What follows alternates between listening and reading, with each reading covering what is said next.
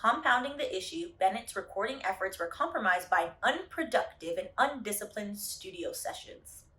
Procrastination and lackadaisical effort, perpetuated by various hanger-ons uninterested in the hard work of writing and recording, resulted in a freestyle-driven product of subpar.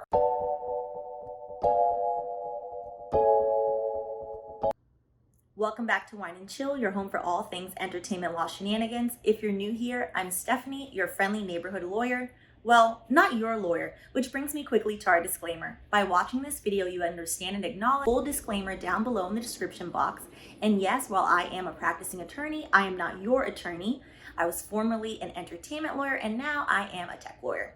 By the way, lawyer and attorney are interchangeable, so I say either or depending on my mood. Cool. So today we are going to talk about Pat the manager suing Chance the rapper. I love how everyone is something to something. So today I will be Stephanie the lawyer. How's it? You should subscribe and like this video already early. As usual, whenever we go over a lawsuit or a contract, I'll put it next to me on the screen and then I'll link it below if it's publicly available. So that way you guys can read along if you want. So to catch you up, really quick, brief synopsis before we get into this lawsuit. Chance the rapper is being sued by his longtime manager of 8 years, Pat the manager. So if you're at home drinking your wine, you can be, whoever you want to be today. I love that everyone has a designation. It's lovely. So Pat the manager is suing Chance the rapper for 7 separate claims. I'm going to read you the claims and list them here. Breach of contract, an oral contract at that. Ciao. When I read that made my blood pressure go up. I was like, eight years and y'all didn't. Oh, okay. We're gonna get into that. Violation of Illinois Sales Representative Act. Third claim, unjust enrichment, which is basically a quasi-contract remedy. We're going to get into exactly what that is. Unjust enrichment litigants usually use when they can't prove that there was a contract. So breach of contract implied. Again, if you can't prove there's a contract, there are remedies for you if you can imply a contract. Number 4, promissory estoppel. I have not heard this term since way back when in law school. This is actually, if you are in law school currently or thinking about law school, this video will be a great primer or to go along with your contracts class. Contracts was my favorite class, which makes sense since I'm a transactional attorney. That's what I do all day. 5th claim, or around the 6th claim, declaratory judgment, and then the 7th claim, request for accounting. So we are going to focus our efforts mostly on the contract claim, so the 4 claims today, but we're still going to kind of touch on all of them. So you have that, and that is going to be our agenda. The video is going to focus on the 4 contract claims, which are going to be breach of contract, unjust enrichment, breach of contract implied, and then promissory estoppel. They all go together, so it will make more sense because we are going to sit here and try to wrap our minds around how 2 grown adults didn't think to write their contract out for 8 years. I blame them both equally, to be honest, for that. That's wild. All right, so let's hop right into the lawsuit. So we're gonna start with paragraph 1.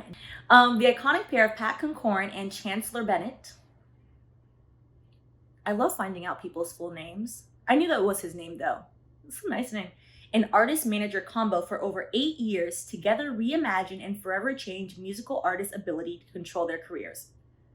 Some of you have asked in other videos to do a breakdown of how Chance the Rapper has stayed independent for all these years. So maybe we can use this as a segue to do a later video about that.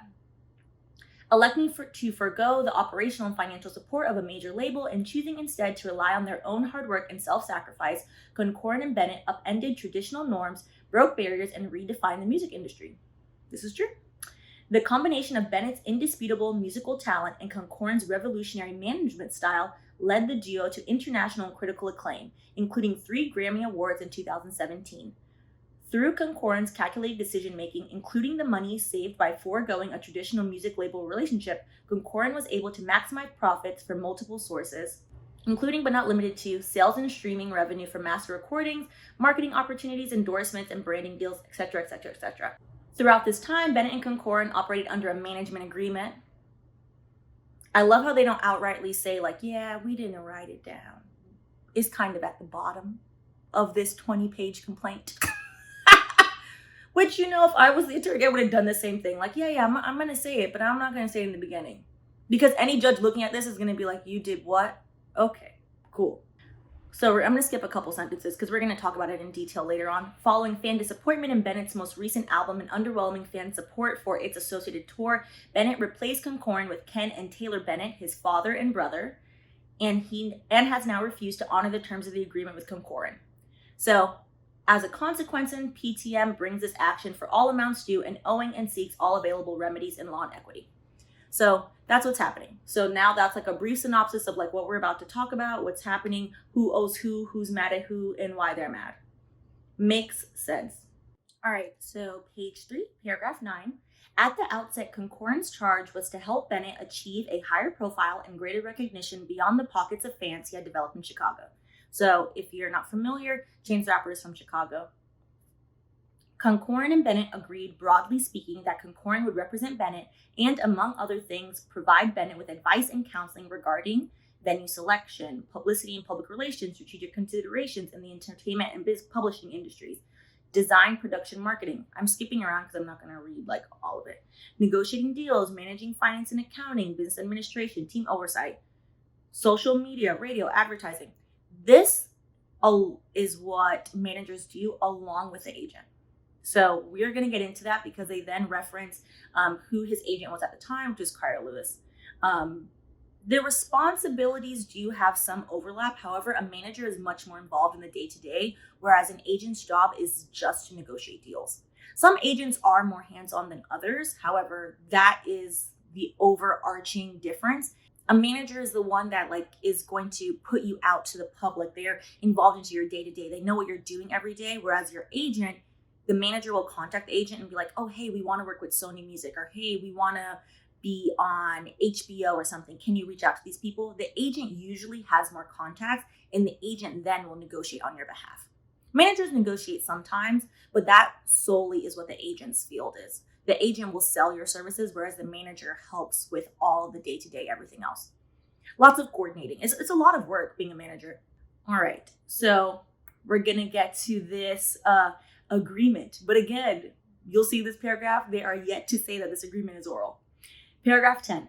In exchange for Concorn's services, in early 2013, Bennett promised to pay 15% of the net profits that Bennett, and later CTR, Chance the Rapper, received from all sources related to Bennett's music, including but not limited to merchandise, tours and concerts, mixtape and album sales and streams, both electronic and hard copy, branding deals and endorsements, film and television ventures, etc., etc. So they agreed, okay, we're going to do 15% of all these things. Paragraph 11. Concorn, this is Pat the manager, and later PTM, acted and relied on Bennett's and CTR's promises. In fact, to completely immerse himself in the music industry, Concorn withdrew from college, choosing to bet his future on his and Bennett's collective potential. Child, I'm trying to imagine my future child telling me, Mom, I know you busted your behind to save all this money for me to go to college, but my friend is going to be a rapper. The immigrant spirit in me already has my hand up to smack them. I understand why Pat the manager is upset. Withdrew from college. You could have went to night school. You couldn't have figured this out. Okay. It clearly paid off for him, though. I would say to a certain extent. That's where the promissory estoppel claim is going to come in. Hello, you done wasted my time, sir. Paragraph 13. So paragraph 13, again, there is still yet to mention that this agreement is oral. Because I'm imagining the attorney that Pat the manager hired being like, the agreement is, can you show me the agreement? Okay, I'm happy to, help you with this lawsuit. Sounds like you have a great case. Okay, can you show me the agreement? I'm just imagining Pat being like, yeah, so what had happened was I was in college and my friend and I just agreed and yeah. And the attorney just looking at him and being like, yeah, the paperwork though, where's the paperwork? From at least December 2013 to April 2020, 7.5, almost 8 years, PTM and CTR operated under the terms of their agreement with CTR and later Cool Pop Merch and CTR Touring most artists have like a separate merch LLC and then a separate touring LLC. It's just easier to do things from an accounting perspective, to be honest. Consistently remitting to PTM 15% of the net profits from all income sources as described above. CTR originally offered PTM 10% of its gross revenue. Gross means before taxes, before expenses. But PTM, wanting to ensure Bennett's financial success and avoid stunting his career trajectory, instead proposed and agreed to accept 15% of net profits after expenses. Which, from a business perspective and from like, if you're a manager and you really believe in your client, that actually is a great deal for the 15%, although it is a higher number, it's net profits. So it's okay after you subtract, how much you have to pay everyone out and after expenses. That's actually like a much better deal for Chance than it was for Pat, like from that perspective. As you know, if you want to talk about crazy expenses, in the Kanye video, there's like a whole, I don't know if it's the first video or the second video I did about his contract where it details what he paid for some of these like music video expenses. Like these music videos cost millions of dollars. Like they're not cheap in the least, and the artists pay for them. So there's that. So then paragraph 14.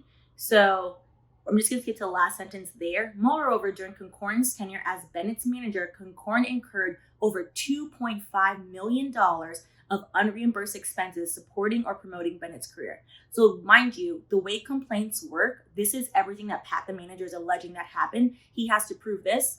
One of the ways he's seeking to prove this, which is why claim number 7 is a request for accounting. He probably has his invoices where he was paid, but he needs a full accounting from Chance the Rapper. So if you're saying, y'all know I hate the math. The maths are not my friend. However, so like for example, say it was just $100,000, he would have the receipt that said, hey, look, I invoiced you $15,000 and you paid it to me, and that would be his invoice. He needs Chance the Rapper to show like, yeah, I did get $100,000 for this merch for this week or whatever. All right, paragraph 18. So we're going to talk about Chance's rise to rap stardom. In the summer of 2012, damn, this was back when I was in college, Bennett committed to releasing another mixtape in the spring of 2013 as a free digital download. Acid Rap, Bennett's second mixtape, debuted at number 63 on Billboard's top R&B hip-hop albums and was later certified diamond for achieving over 10 million downloads on datpiff.com, a popular hip-hop website. First of all, I remember downloading so many things on datpiff. Also, I wonder if that website still exists. Oh, this makes me feel old. Paragraph 19. As a result of the popularity of acid rap, Concorn coordinated with agent Kara Lewis, who is like a music industry legend. She used to work at CAA before I worked there. Was able to schedule Bennett as the opening act for several well-known artists such as Eminem and Mac Miller. Touring with these and other high-profile acts, Bennett continued to achieve considerable popularity and fame while remaining wholly independent. Paragraph 20.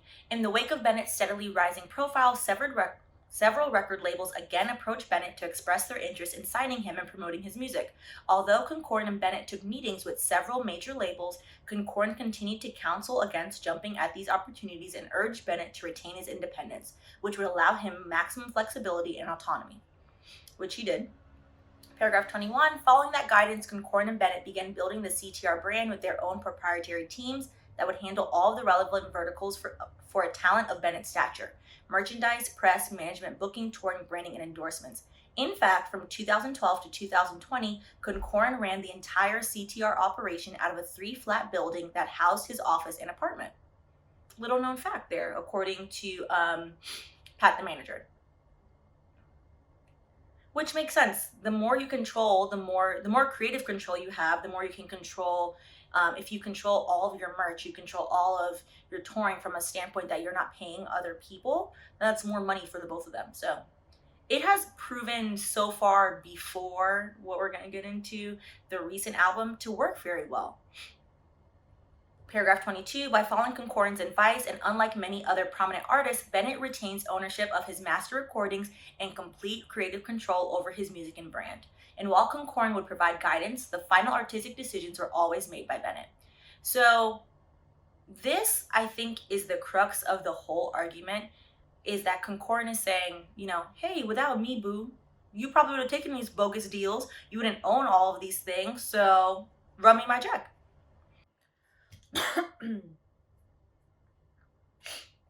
So paragraph 24 is basically going to talk about one of the merch deals that Pat helped negotiate for Chance. So we'll skip to, we'll just start at the beginning. Concordance management marketing expertise was exemplified in the New Era ball cap embroidered with a stylized number 3, which became inseparably associated with Bennett and his third mixtape coloring book.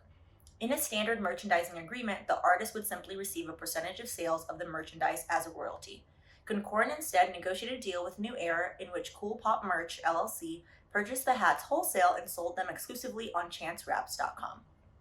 So, merch we've talked about before, like the Migos lawsuit against their former attorney, where they allege that he like messed up their merch deal and then caused them to get sued by somebody else. Approach resulted in increased upfront risk for the business, but also resulted in massive profits when demand for the hat skyrocketed.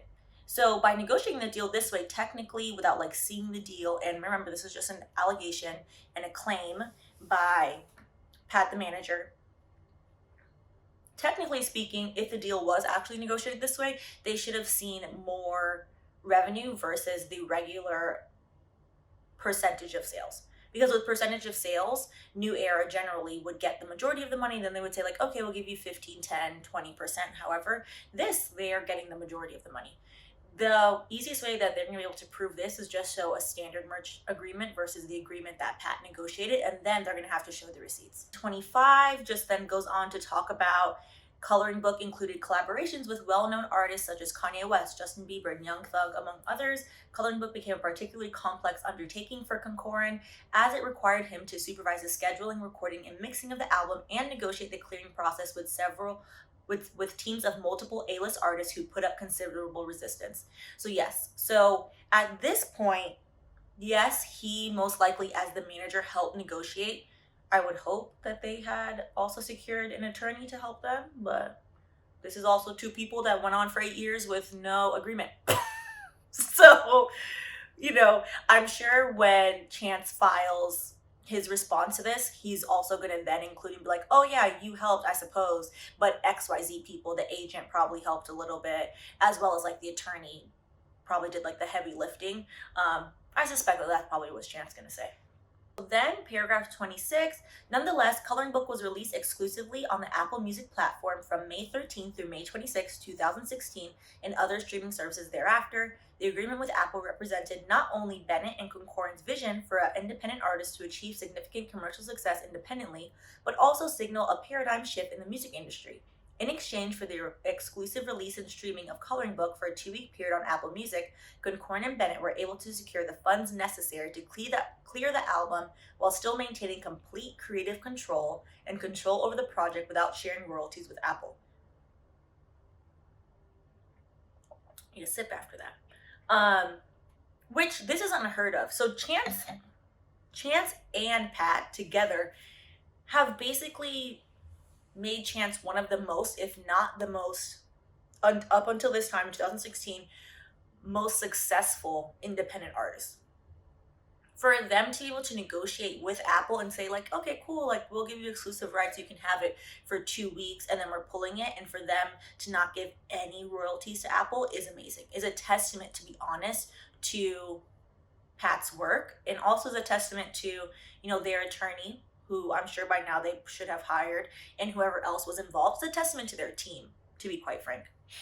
So then basically paragraph 27, paragraph 28 is just going on to read more receipts of Pat being like, hey, look at all these wonderful things I did for you. With 28 being the most important in my opinion, Coloring Book peaked at number 8 on the Billboard 200 and enjoyed widespread acclaim, culminating in its winning the Grammy Award for Best Rap Album in 2017.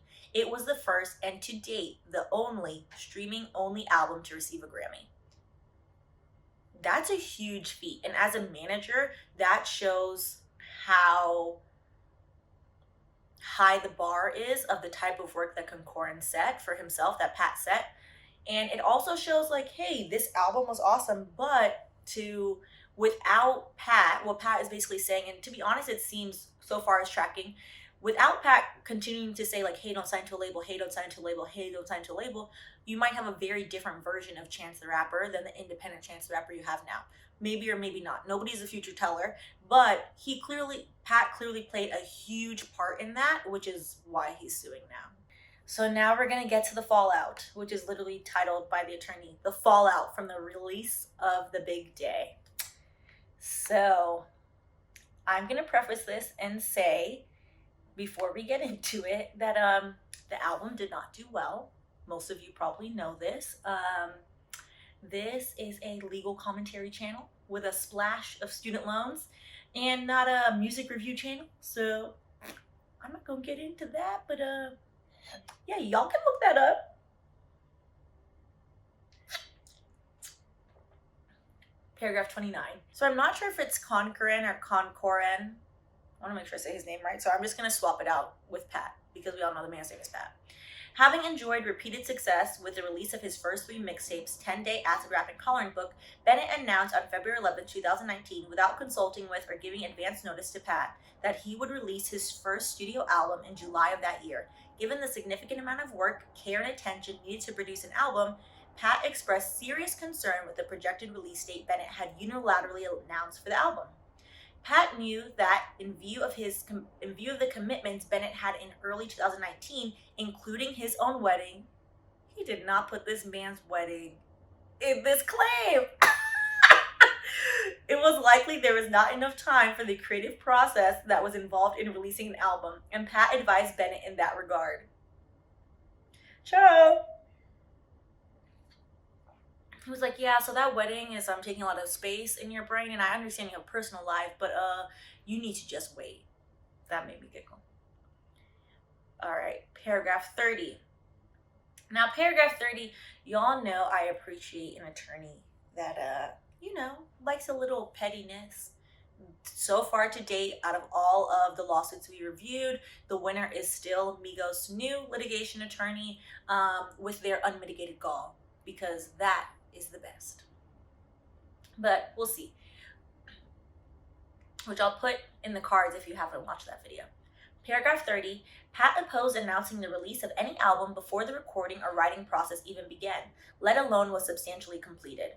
Compounding the issue, Bennett's recording efforts were compromised by unproductive and undisciplined studio sessions. Procrastination and lackadaisical effort perpetuated by various hanger-ons uninterested in the hard work of writing and recording resulted in a freestyle-driven product of subpar quality, a complete deviation from the meticulous writing process that brought Bennett fame for his wordplay and wit. I was today years old when I saw lackadaisical written out for the first time in my life. To be honest, I always thought lackadaisical was just a fake word my parents just used to yell at me with. Comment below if you knew that was a real word. So paragraph 31, Bennett disregarded Pat. I'm just gonna say Pat, because in my spirit, I feel like I'm saying the man's last name wrong. Bennett disregarded Pat's advice before and during the project, resulting in the forced release of a subpar product on July 26, 2019. While the album debuted at number 2 on US Billboard 200, it was panned by many influential critics and faded from the charts after just 19 weeks. The Big Day quickly became Bennett's least popular product to date, delivering a blow to the reputation of Bennett and Pat. So paragraph 35, we're going to get into the alleged family meddling now. This agreed upon plan, so they were going to do a merch plan to try and salvage, some money since the album didn't do as well as they had anticipated. This agreed upon plan was suddenly halted at last minute after Taylor Bennett, that's the brother, unilaterally decided that he disagreed with the sale and distribution strategy which had been in place for months. This abrupt shift put a halt on the production of the goods and fulfillment of orders, which could only be lifted through express authorization from Bennett. Paragraph 36, Taylor Bennett's meddling was but one example of Bennett's relatives' increasing efforts to manage the direction of Bennett's career.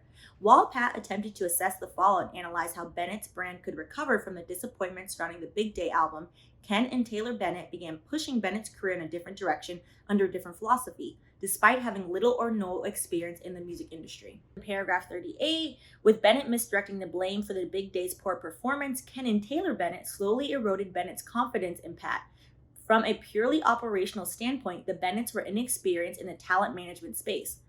Being a manager is not easy. Being a manager takes a certain set of skills. At this point, he's been his manager for 8 years. He knows in and out the music industry. He knows the ins and out of, to be honest, Chance's music career. And while family will always have been in your life longer than your manager, your family doesn't necessarily know the music business. Maybe your family, in this instance, Ken Bennett is actually a very well-known politician.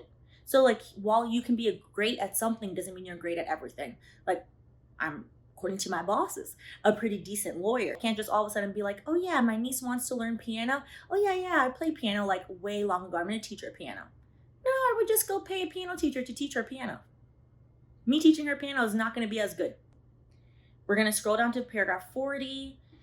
Despite several attempts at reconciliation born out of Pat's desire to get CTR back on a successful track and to rebuild the CTR brand, on April 27, 2020, CTR notified PTM that CTR was terminating its engagement of Pat Concorin and all entities controlled by Pat Concorin effective today.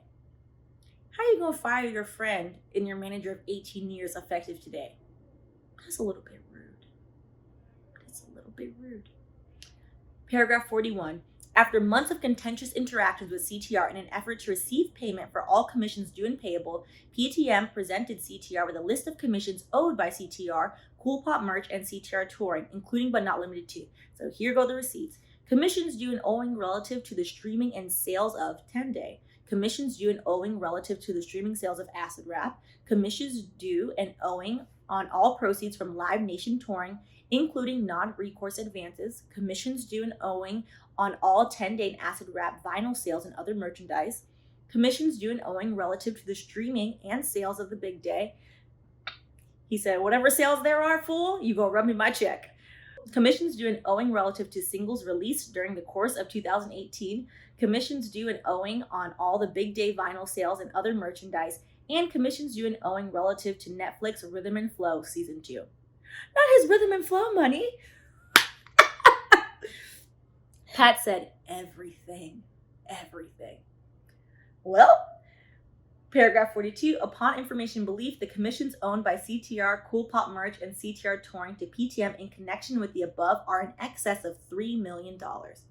Remember, this lawsuit is for $6 million.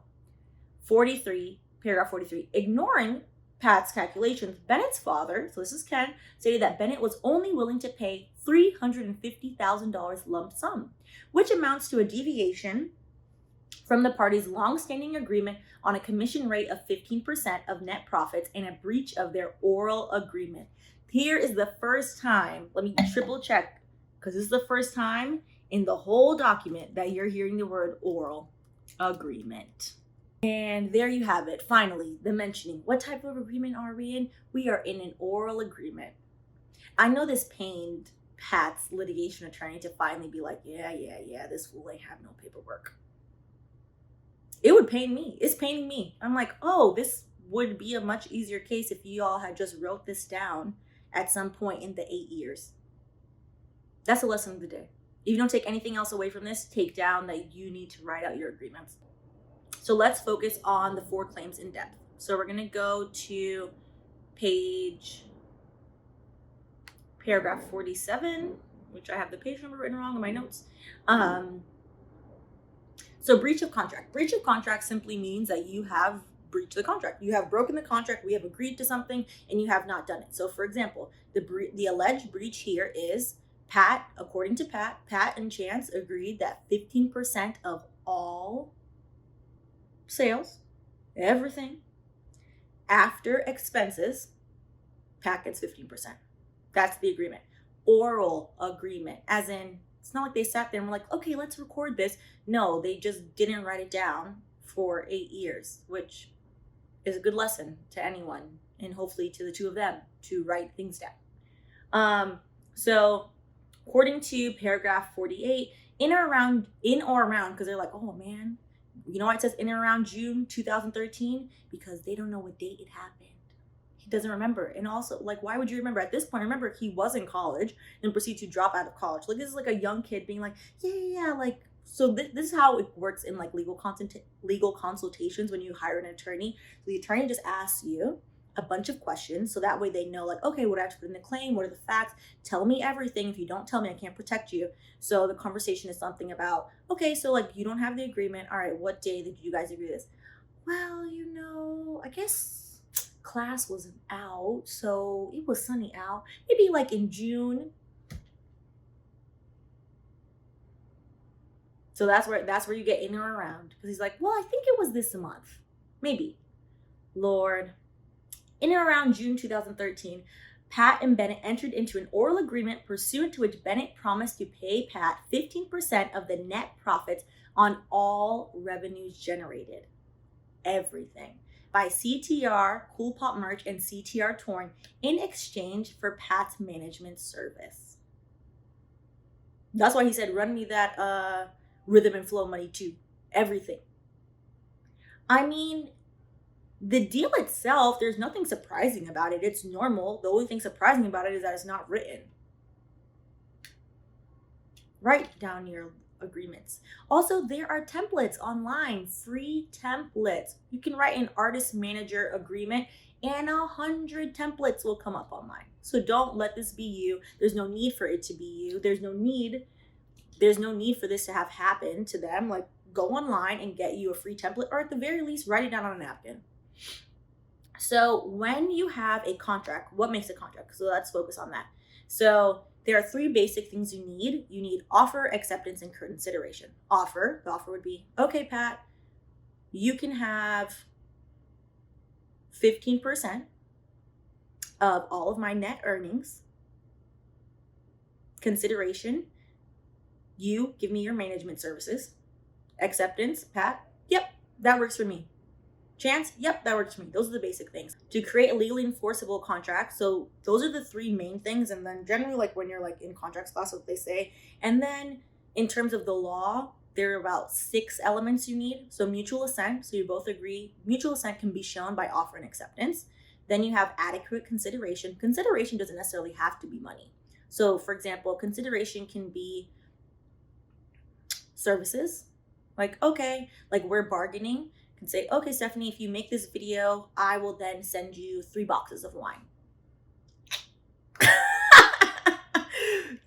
That could also be consideration. Capacity means like mental capacity, making sure you both are in your right mind and that you have the mental capacity to enter into this agreement. And then legality, making sure the agreement is legal. You're not like contract of adhesion, where the bargaining power is off. That's usually where they challenge it based on legality. Or if you're underage, then technically you're not allowed to enter into a contract. So if you're 14 years old and someone goes and sells you a used car, you can get your money back and be like, actually at 14 years old, you can't enter into a contract with me. So things like that. So there are 2 claims in here that have to do with breach of contract. One is breach of contract, which is like them asserting like, yes, we have a contract, because an oral contract is still a contract as long as you have those things. And the second one is on page 17, breach of implied contract. So we're going to go over that. So then breach of implied contract is the second one, which is going to be on page 17. It's count 4. So breach of implied contract. And you see how it says in the alternative? So they're saying, hey, judge, okay, let's say you, the judge, do not find that there's a contract here. Fine. Let's do breach of implied contract, which means paragraph 64, in the alternative, if there was no contract in law between PTM on one hand and CTR, Cool Pop Merch, and CTR Touring on the other hand, PTM states as follows. PTM performs services for CTR's benefit, including but not limited to those services articulated in paragraph 9 above. Paragraph 65, PTM and CTR have had dealings as far back as 2012 that established a course of conduct which led PTM to believe it would have been compensated for the management services it has provided to CTR, Cool Pop Merch, and CTR Touring. Paragraph 66, CTR, Cool Pop Merch, and CTR Touring knew or should have known that PTM would rely upon this course of conduct, so they're tracking the legal language, to perform its duties as manager with the expectations of being paid a commission of 15% on the annual net profits of CTR, Cool Pop Merch, and CTR Touring. So implied contract means, okay, so If you want to say that we don't have a contract, that's fine. The implication is you knew I was only doing this work for you because you were going to pay me this amount. Or you knew I was only painting your house because you were going to bake me a pie. You knew I'm only making this video for you because you are sending me a case of very expensive Sancerre wine. Just kidding. That's how that works. So, and then by accepting the services, mind you, this has gone on for 8 years. So they're saying, like, by accepting my manager services for 8 years, like, you thought this was a poppy show? You thought it was free? So that's what breach of contract implied means. So it's going to be either or. The judge is not going to find breach of contract and breach of implied contract. It's either there's a contract and we're going to stick with count one, or there's no contract and then we'll go with count 4. I'm thinking because we do have like a few lawsuits now going on at once, sometimes these response are just simply the other party, the defendant, just denying everything, and it's not really worth an entire video. So I'm thinking of maybe doing live streams once a month starting in January, where we just go over like responses to like the past lawsuits, if there are responses to talk about, and then you guys can ask questions. I really love having our little conversations in the comments, and I noticed that you guys like talking to each other too, so I think that could be fun. So let me know in the comments if you guys would like to do that starting in the new year. When I say starting the new year, because surprisingly, as a tech attorney, your girl ain't really all the way up to speed on, you know, the tech, how to use YouTube. So by then, I'm sure like I can figure it out. Being honest. But yeah, let me know in the comments if you guys would like that. I think that could be fun. So cool. Well, thank you guys as usual for tuning in. And if you haven't already, please go ahead and like and subscribe. And yeah, I'll see you guys in the next video.